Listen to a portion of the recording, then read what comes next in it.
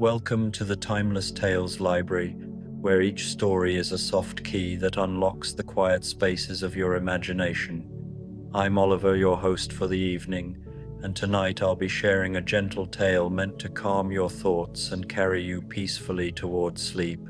This haven of restful stories is brought to life by listeners like you. If you've found solace here, please consider subscribing to help us continue weaving these serene narratives. As you settle in, I'd love to hear from you. Leave a comment below, letting me know where you're listening from, and share a place you dream of a story taking you. Perhaps a lighthouse on a windswept cliff, a lantern-lit street in Kyoto, a cozy bookshop in the rain, or a meadow beneath the northern lights. Your dreams keep our little library warm and glowing. This story is about a gentle evening at Baker Street, where Sherlock Holmes unravels a puzzling disappearance with his characteristic brilliance. Yet the investigation unfolds like a soft dream, filled with the comforting glow of gaslight, the whisper of turning pages, and the quiet certainty that all mysteries, in time, find their peaceful resolution. Now, take a slow, quiet breath. You are walking into a special place within the Timeless Tales Library, where the books have no words. This is the Library of Silent Stories, where every volume is filled with pictures, feelings, and the quiet music of imagination.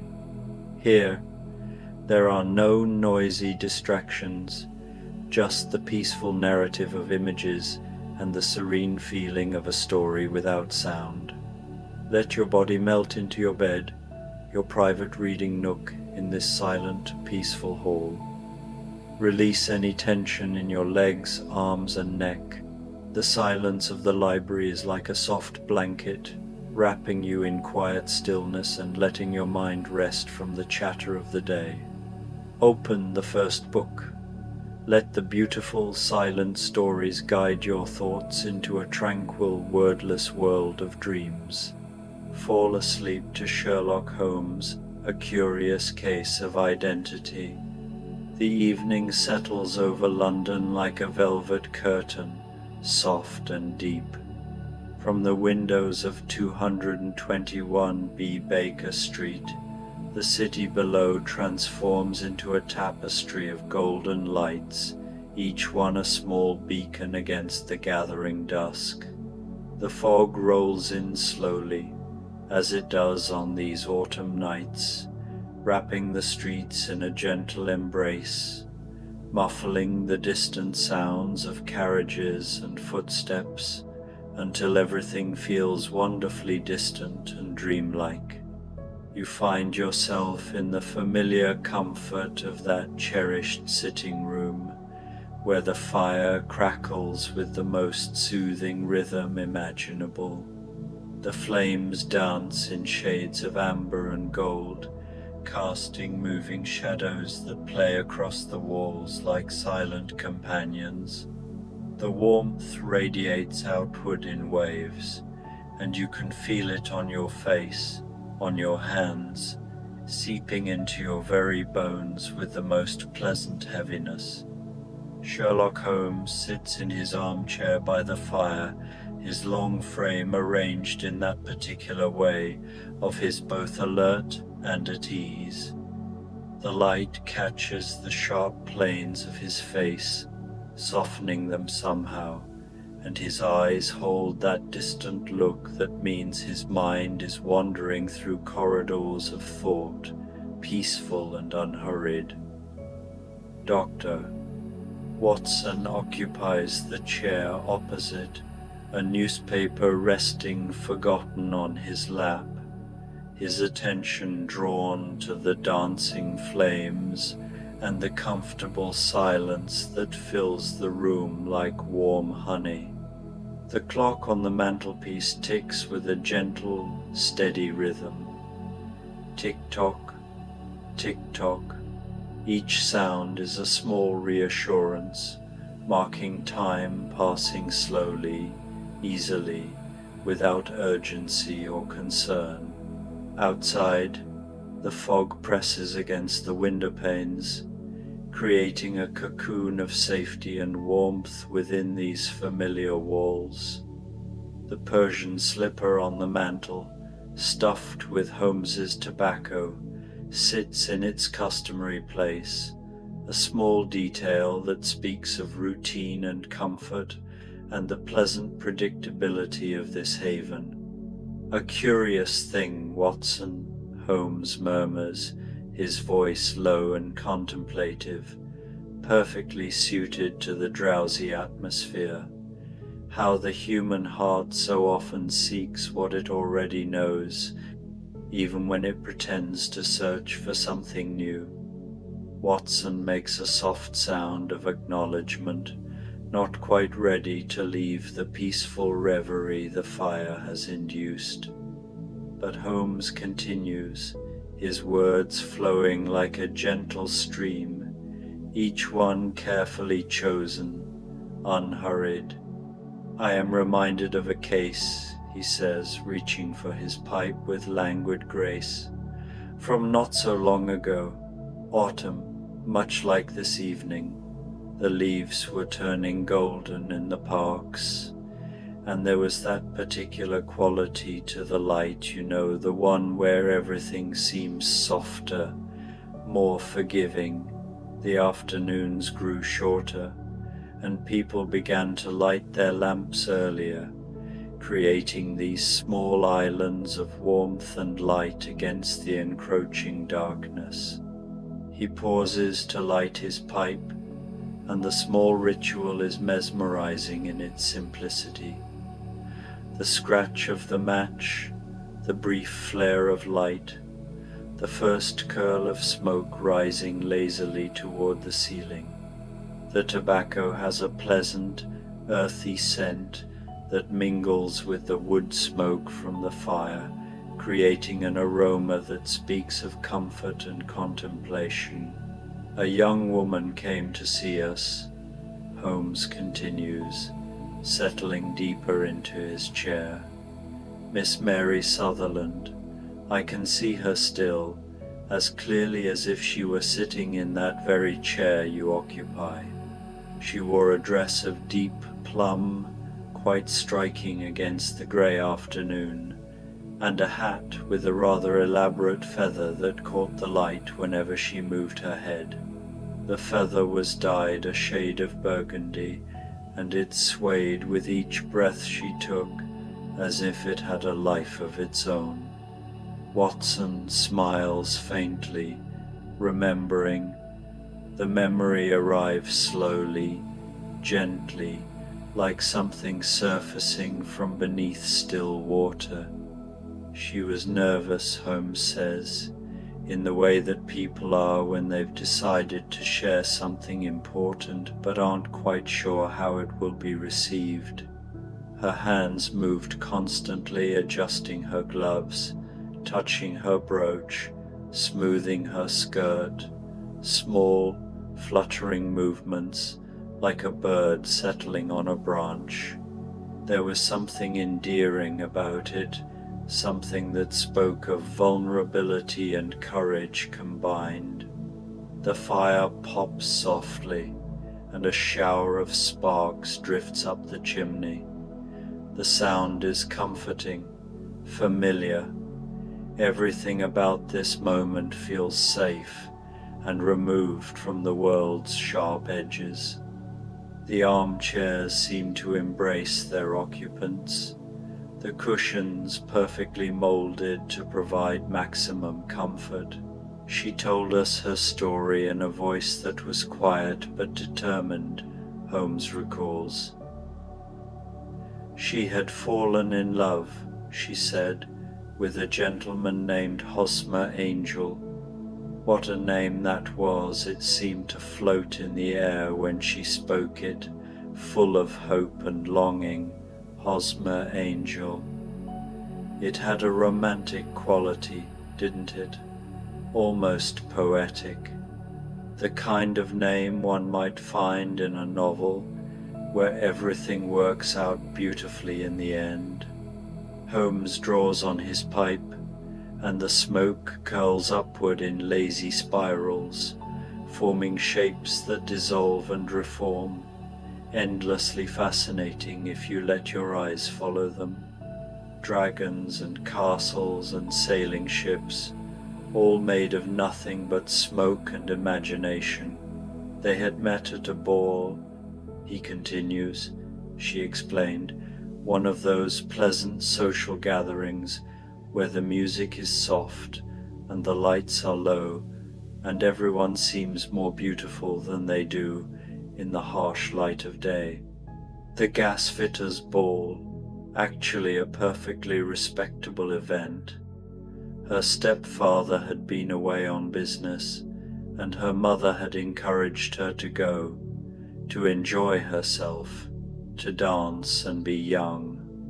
The story unfolds with the gentle inevitability of a dream. There's no rushing, no urgency. Each detail arrives in its own time, adding to the tapestry. Holmes's voice continues, smooth and unhurried, like honey dripping from a spoon. Mr. Angel was there, standing somewhat apart from the crowd. She noticed him because of his solitary nature, she said. He wasn't dancing with the others, wasn't caught up in the social whirl. He simply stood at the edge of things, watching, and there was something in his bearing that caught her attention. Something thoughtful, perhaps, something that suggested depths. Watson shifts slightly in his chair, the leather creaking softly. The sound blends into the symphony of small noises that make up the room's peaceful atmosphere, the fire, the clock, the distant sounds of London held at bay by the fog and the walls. Somewhere far below, a door closes gently. Footsteps pass on the street, muffled and distant. They began to talk, Holmes says, and she found him fascinating. He was shy, he told her, uncomfortable in crowds. He preferred quieter settings, more intimate conversations. He had traveled, he said, seen something of the world. He worked in an office in Leadenhall Street, respectable work, and he spoke of it with neither pride nor complaint, merely as a fact of his existence. The clock continues its gentle ticking, each sound a small heartbeat in the quiet room.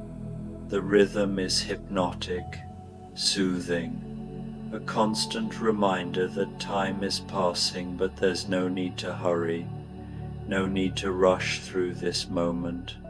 He called on her the next day, Holmes continues, and the day after that, always when her stepfather was away on business.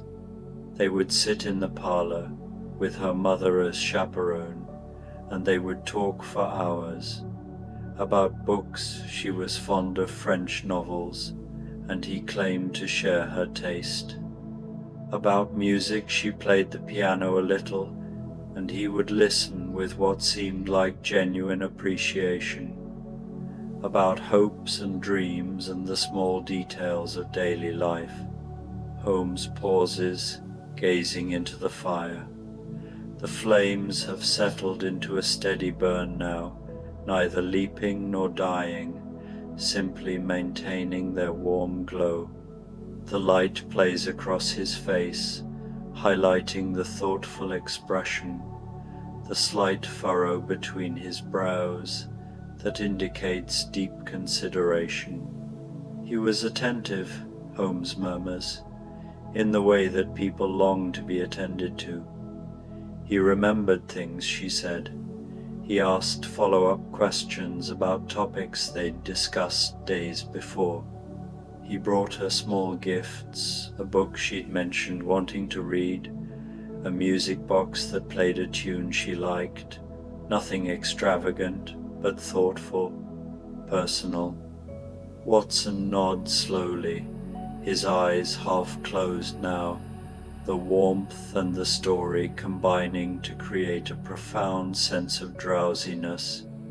And then, Holmes says softly, he proposed, not with grand gestures or dramatic declarations, but quietly, sincerely, in the parlor on an ordinary Tuesday afternoon, with the rain pattering against the windows and the tea growing cold in their cups. Would she marry him? Would she consent to be his wife? The question hangs in the air for a moment, gentle and unhurried. Outside, the fog has thickened further until the windows show nothing but a soft grey blankness, as if the world beyond these walls has simply dissolved into mist. She said yes, of course, Holmes continues. How could she not? He was everything she had hoped for, kind, attentive, genuine, or so it seemed. They made their plans. A small wedding, nothing ostentatious, just the two of them, a minister and a few witnesses, simple and perfect. Holmes reaches for his tobacco pouch, begins the slow, meditative process of refilling his pipe. Each movement is deliberate and calm, almost ceremonial. The pouch is made of soft leather, worn smooth by years of use, and it makes a gentle rustling sound as he opens it. But there were peculiarities, he says, tamping the tobacco down with care. Small things, individually meaningless, but together forming a pattern. Mr. Angel insisted on secrecy. Her stepfather mustn't know about the engagement, not yet. There were reasons, he said, complicated reasons having to do with business and propriety and timing. She must promise not to mention him when her stepfather was present. The pipe is ready now, and Holmes lights it again, the match flaring briefly in the dimness. The first puff of smoke rises, and he watches it ascend toward the ceiling, his expression thoughtful and distant. He avoided meeting her in public places, Holmes continues. He preferred the privacy of her home or quiet walks in less frequented areas of the city. He claimed to have sensitive eyes. She said bright lights bothered him.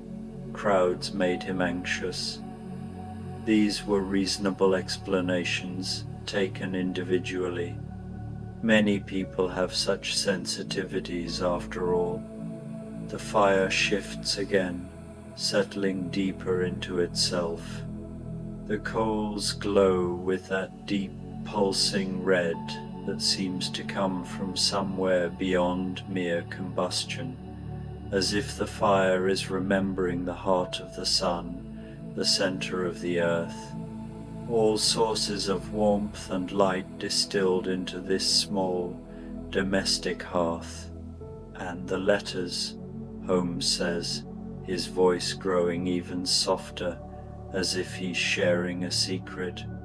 Oh, Watson, the letters he wrote to her every day, beautiful letters, full of poetry and promise and devotion, pages and pages, expressing his feelings, his hopes for their future, his gratitude at having found her. Holmes pauses, and in that pause, the room seems to grow even more peaceful, even more removed from the ordinary world. It's as if they've slipped into a pocket of time where nothing can intrude, where the story can unfold at its own natural pace. But the letters were typewritten, Holmes says. Every single one, not a handwritten word among them. This struck me as unusual. Love letters are traditionally handwritten, aren't they? There's something personal, something intimate about seeing the actual hand of the beloved forming the words. But Mr. Angel had an explanation. His handwriting was poor, he said, nearly illegible.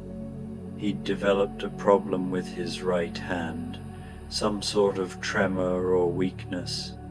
The typewriter was a necessity, not a choice. Watson makes a small sound of understanding. His head has drooped forward slightly, and his breathing has grown deeper, more regular. He's on the edge of sleep, that pleasant borderland where consciousness begins to blur and soften. She accepted this explanation, Holmes continues, as she accepted all the others. Why wouldn't she? He had been nothing but kind to her, nothing but devoted. These were simply his eccentricities, the small quirks that make each person unique. We all have them, don't we? Our preferences, our sensitivities, the ways in which we differ from the norm. The clock chimes softly 1/2 hour. The sound is melodious and gentle, another layer in the peaceful atmosphere. Time continues to pass, but it doesn't matter. There's nowhere to go, nothing to do but settle more deeply into this moment. The wedding day arrived, Holmes says, and even these words, which should carry weight and drama, emerge as soft as everything else. A Thursday morning in early autumn. The sky was overcast but not raining, the air crisp and cool. Miss Sutherland woke early, filled with anticipation. Today she would become Mrs. Hosmer Angel. Today her life would begin anew.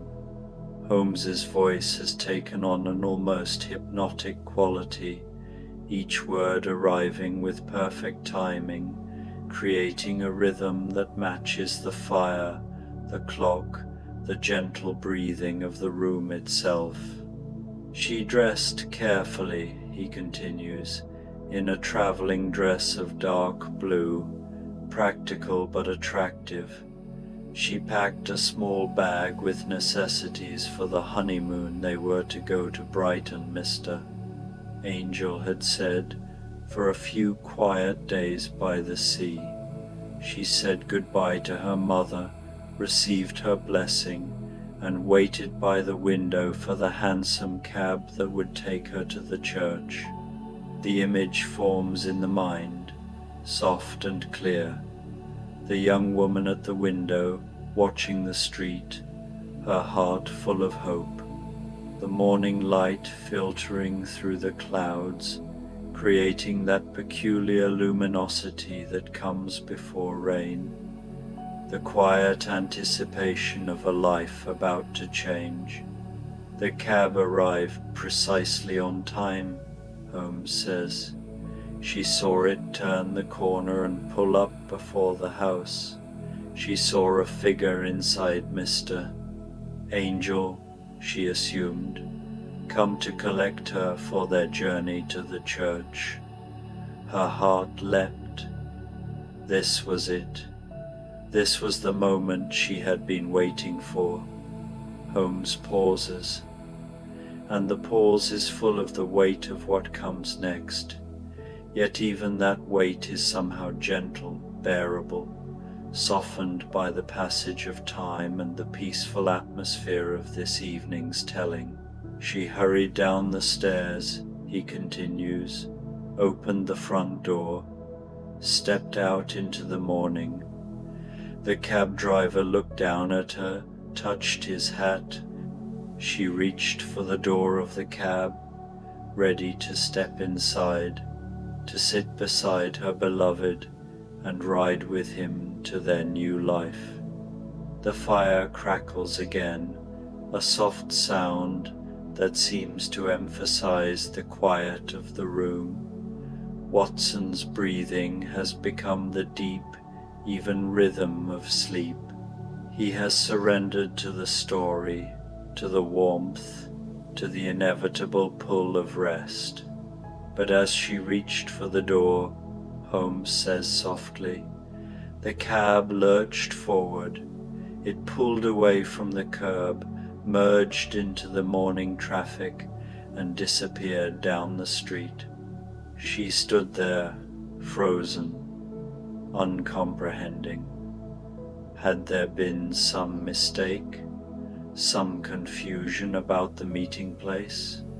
She waited for the cab to return, to circle back, for Mr. Angel to emerge, apologizing for the error.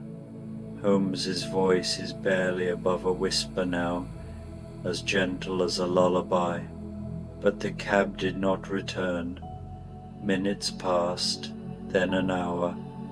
The church bells rang for the appointed time of the ceremony, then fell silent.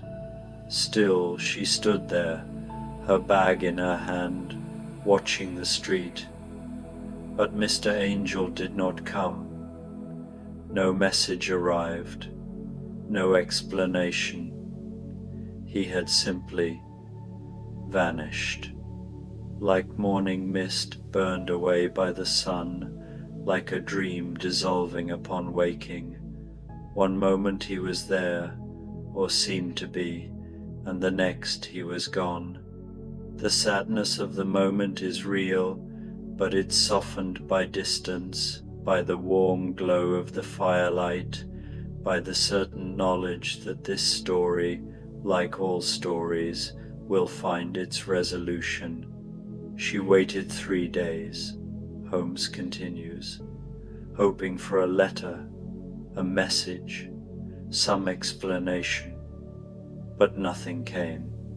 Finally, in desperation, she came to us, to Baker Street, climbing these very stairs, sitting in that chair where Watson now sleeps, telling her story with tears in her eyes and hope still clinging stubbornly to her heart.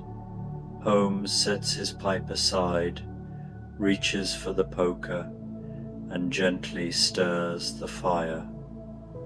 The coals shift, revealing new surfaces that glow with renewed brightness.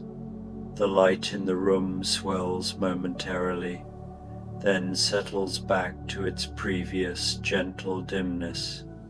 I listened to her story, Holmes says, and as she spoke, the pieces began to arrange themselves in my mind. The insistence on secrecy, the avoidance of public places, the typewritten letters, the disappearance on the wedding day. Individually, they were merely peculiar. Together they formed a picture. He settles back in his chair, and the leather creaks softly, comfortingly. The sound is as familiar as an old friend's voice, as soothing as a remembered lullaby. I asked to see the letters, Holmes continues. She had brought them with her, tied with a ribbon, treasured and reread countless times. I examined them carefully, Watson. Not the words, though they were eloquent enough, but the physical letters themselves, the paper, the typeface, the spacing. Holmes's voice takes on the quality of someone sharing a discovery, but gently, without excitement or agitation, just the calm satisfaction of understanding something that had been obscure. Every typewriter has its peculiarities, he says. The keys don't strike quite evenly. Some letters sit higher or lower than others. Some have small imperfections, a nick, a bend, a slight misalignment. These are like fingerprints, Watson. unique to each individual machine, impossible to disguise or replicate. The clock continues its steady ticking, and outside, somewhere in the fog-shrouded city, a church bell tolls the hour. The sound is distant and dreamlike, more felt than heard. I noted the peculiarities of this typewriter, Holmes continues. The lowercase e sat slightly higher than its fellows. The oar had a small nick in the upper loop. The t leaned infinitesimally to the right. Small things, but distinctive, unmistakable. He pauses, and in that pause, the room seems to breathe. The walls expand and contract gently, like lungs. The shadows pulse in time with the firelight. Everything is alive and peaceful, existing in perfect harmony. I made inquiries, Holmes says, quiet inquiries, discreet inquiries, about Miss Sutherland's family, about her late father, about her stepfather, Mr. Windybank, a wine merchant, successful and respectable. He had married her mother when Mary was quite young, and they lived together in apparent harmony in a comfortable house in Camberwell. Holmes reaches for a glass of water that sits on the small table beside his chair. He drinks slowly, savoring the coolness, the simple pleasure of quenching thirst. When he speaks again, his voice is even softer, as if the act of drinking has relaxed him further. I learned that Miss Sutherland had a small income, he says, inherited from her late father. £100 per year, not a fortune, but not insignificant either. By the terms of her father's will, this income was hers to do with as she pleased, unless she married. If she married, the capital would transfer to her husband, and she would receive the income only at his discretion. The pieces of the puzzle are falling into place now, gently, inevitably, like leaves settling to the ground in autumn. There's no shock, no sudden revelation, just the slow accumulation of understanding. While Miss Sutherland remained unmarried, Holmes continues, and living at home, this income was effectively controlled by Mr. Windybank. He managed her affairs, paid her bills, doled out her allowance, and he, naturally, benefited from this arrangement. An extra £100 per year was most useful to a man in business. Holmes gazes into the fire, his expression thoughtful and distant. The light catches the grey at his temples, turns it silver, makes him look like a figure from a fairy tale, a wise counselor dispensing truth with kindness. I requested a sample of Mr. Windybank's correspondence, he says. A business letter, something innocuous.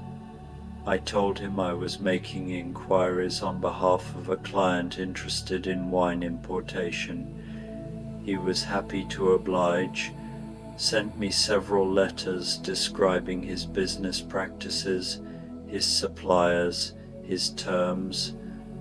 Another pause, longer this time. The fire burns steadily, requiring no attention.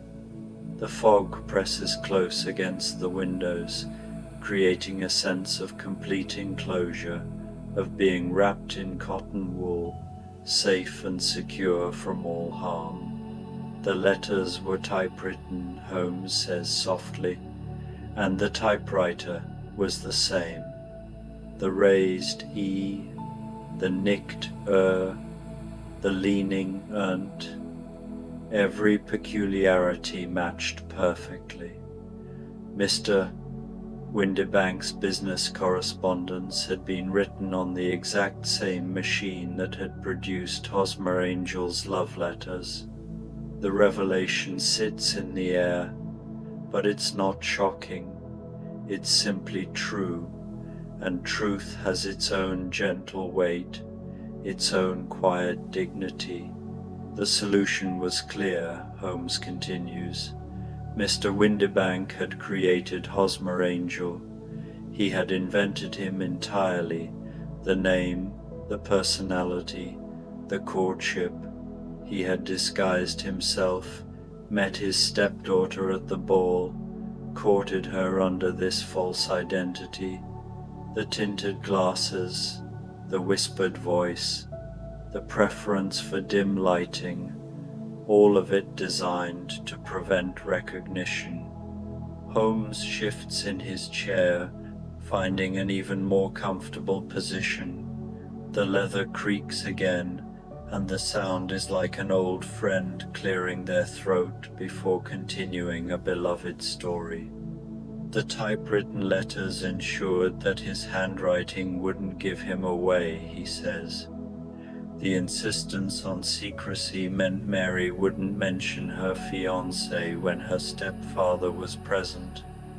The avoidance of public places reduced the risk of encounter with someone who might recognize him despite his disguise.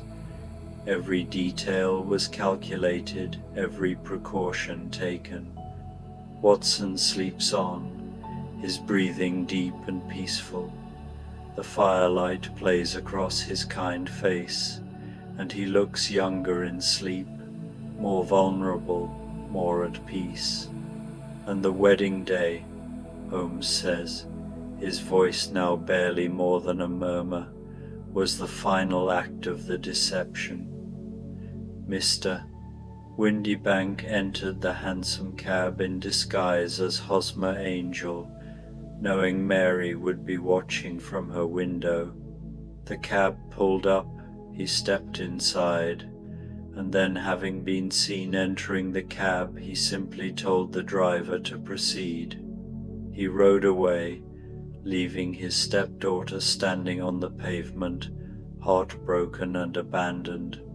Holmes closes his eyes for a moment, and when he opens them again, they reflect the firelight, twin pools of amber warmth. He then removed his disguise during the journey. Holmes continues, resumed his normal appearance, and went about his business as usual.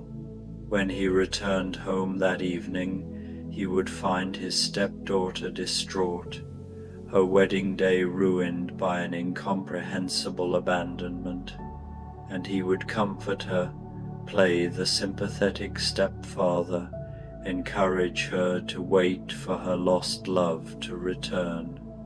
The cruelty of it should be shocking, but Holmes's voice keeps it gentle, distant, like something that happened long ago and far away. A story, not a tragedy. A puzzle solved, not a wound still bleeding.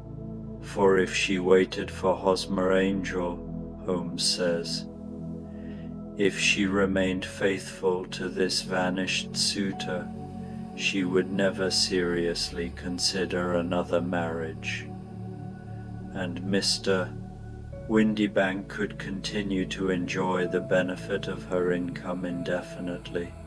He had ensured himself a steady financial advantage while appearing to be nothing more than a caring guardian concerned for his stepdaughter's happiness. Holmes reaches for his pipe again, but doesn't light it.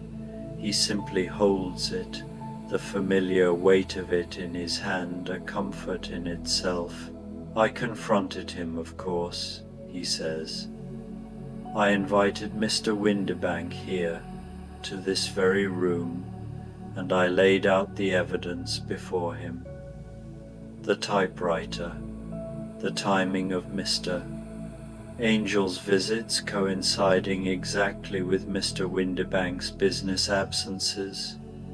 The physical description of Hosmer Angel matching Mr. Windibank's build and height.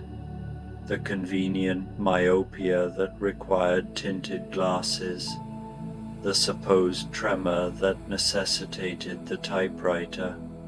The fire pops softly, and a small flame leaps up, dances for a moment, then subsides back into the glowing coals.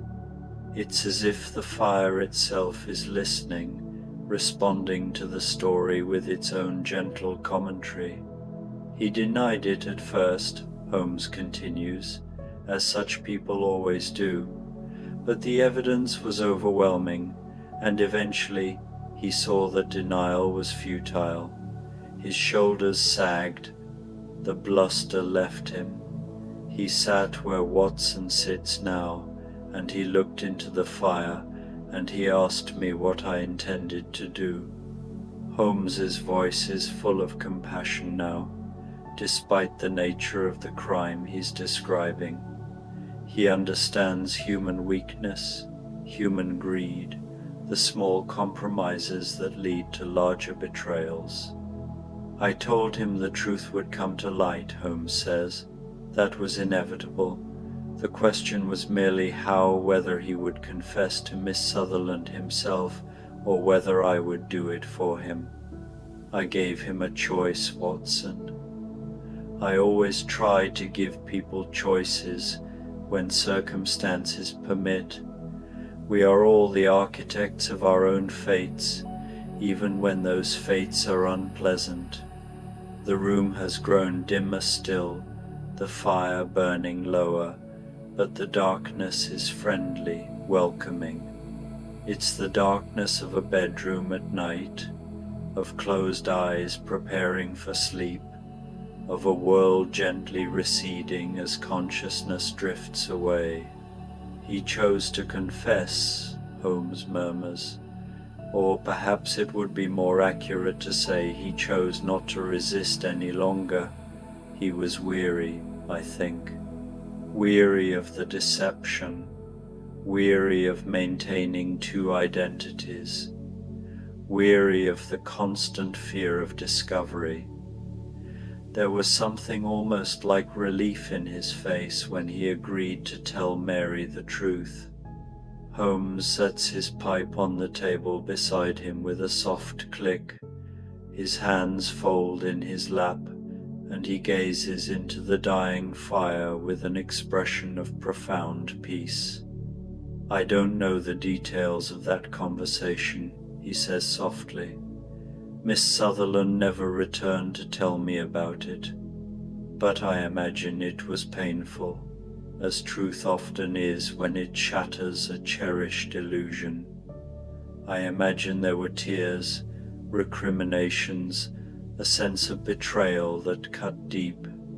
The clock ticks on, marking the passage of time with its gentle, insistent rhythm. The fog outside has become so thick that it seems to press against the windows like something solid, something that might be touched if one reached out a hand. But I also imagine, Holmes continues, that after the pain came understanding, and after understanding came freedom. For Miss Sutherland was free now, free of the false love, free of the waiting, free of the ghost who had haunted her heart. She could move forward with her life, sadder perhaps, but wiser, no longer trapped by an illusion. Holmes's eyes are closing now, his voice growing fainter, as if he too is surrendering to sleep, to the gentle pull of dreams. And Mr. Windibank, he murmurs, would have to live with the consequences of his choices. He had damaged his relationship with his stepdaughter, perhaps irreparably. He had revealed himself to be capable of sustained cruelty in service of financial gain. These are not easy truths to live with, but truth, however painful, is always preferable to deception, always. The fire has burned down to mere embers now, glowing softly in the grate like distant stars. The room is filled with warm shadows, layers of gentle darkness, soft and safe and infinitely comfortable. The case was about identity, Holmes whispers, his words barely audible, but not in the way the name suggests. It was about false identities, yes, but also about true ones, about the masks we wear and the faces beneath them, about the person we pretend to be and the person we actually are, about the courage it takes to see clearly and the grace required to accept what we see. His breathing has slowed, deepened, fallen into rhythm with Watson's. The two friends sleep in their chairs, the firelight playing across their peaceful faces, and the room breathes with them in perfect harmony. We all deceive ourselves sometimes, Holmes murmurs so softly now that the words are almost inaudible, almost part of the fire's whisper, almost indistinguishable from the gentle ticking of the clock. We all create false identities, false hopes, false loves, but eventually the truth reveals itself. Eventually the masks fall away. Eventually we see clearly. The last ember pulses in the grate, a final heartbeat of warmth and light. Outside, London sleeps beneath its blanket of fog, the street lamps glowing like distant moons, the city quiet and at peace. Inside 221B, the darkness is complete now, but it's a friendly darkness, a welcoming darkness, the darkness of closed eyes and drifting thoughts, and the soft descent into dreams. Sleep well, Holmes whispers, his voice now part of the silence, part of the darkness, part of the gentle rhythm of breathing and firelight and fog. The mysteries can wait, they will still be there in the morning. For now, there is only this, the peace of the evening, the comfort of friendship, the sweet release of sleep. And the room breathes on, in and out, steady and slow. The shadows deepen into something soft and safe. The fog wraps the building in layers of gentle protection. Time itself seems to slow, to pause, to hold this moment in its arms like something precious. Everything is exactly as it should be. The case is closed. The truth is revealed. Justice, in its quiet way, has been served. Miss Sutherland will wake tomorrow to a new life, one built on reality rather than illusion. Mr. Windibank will wake to the consequences of his choices. And in this room, Holmes and Watson sleep peacefully, their day's work done, their minds at rest. But that is tomorrow's concern. Tonight, there is only peace, only stillness, only the gentle, irresistible pull of sleep. Let your own breathing slow and deepen, matching the rhythm of the sleeping detectives. Let your body sink more fully into whatever supports you, feeling the pleasant weight of relaxation in every muscle, every limb, every fiber of your being. Feel how your arms grow heavy, how your legs seem to melt into the surface beneath them, how your head finds the perfect position, requiring no effort to maintain. There is nothing you need to do, nowhere you need to be. The mysteries of your own life can wait until morning.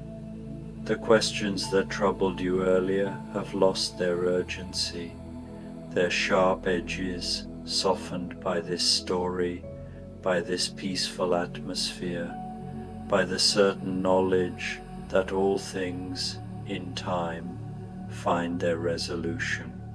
For now, there is only this: the comfort of the story, the warmth of the imagined fire, and the soft, welcoming darkness that leads to dreams. You are safe here, in this moment, in this gentle space between waking and sleeping. The fog has wrapped around you too, protecting you from the world's demands, insulating you from worry and care.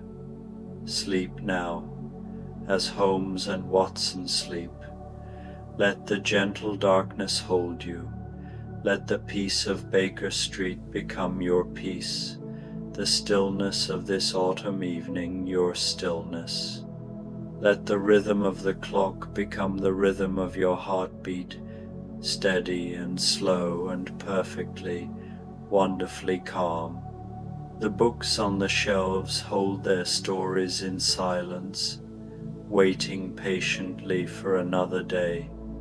The papers on Holmes's desk rest undisturbed, their urgent messages transformed by darkness into nothing more than shapes and shadows. The violin in the corner waits quietly, its music suspended in the space between notes, in the infinite pause that is this moment of perfect peace.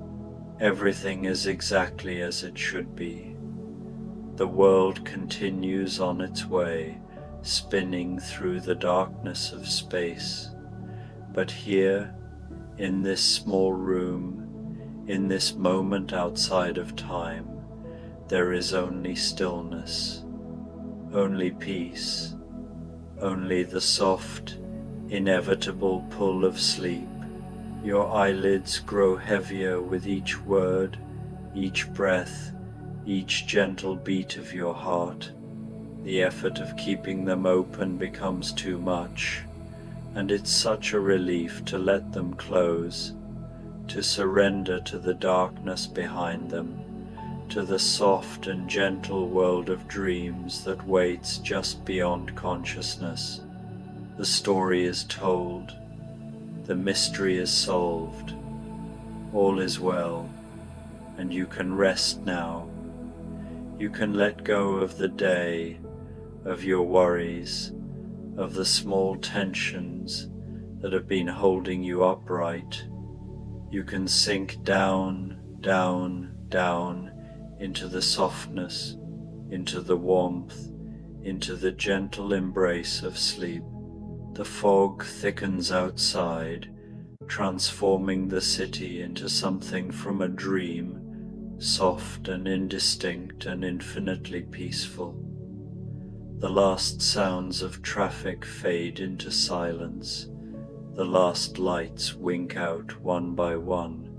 The world settles into sleep, and you settle with it, part of the great tide of humanity finding rest as the day ends and night deepens. In the darkness, there is nothing but peace, nothing but the gentle rhythm of breathing, nothing but the slow, steady drift toward dreams. Your thoughts grow distant, fragmented, dissolving like fog in morning sunlight. They don't matter anymore. Nothing matters except this moment, this breath, this feeling of complete and total relaxation. The case is closed, the day is done. All is well, and you can rest. You can sleep now, deeply and peacefully, with the certain knowledge that you are safe, that all is well, that the morning will come in its own time, but for now there is only this, the sweet, soft darkness and the gentle, welcoming arms of sleep. Rest now, sleep now, dream now. Let the story carry you away into the night, into peace, into the deep and healing darkness, where all mysteries dissolve, all questions find their answers, and all troubled hearts find rest at last. The fire dies to nothing. The room grows completely dark, and in that darkness there is only peace, only sleep, only the infinite gentleness of a mind at rest and a body completely, utterly, wonderfully relaxed. All is well. The story is complete, and you can sleep now, deeply and peacefully, until the morning comes. Good night.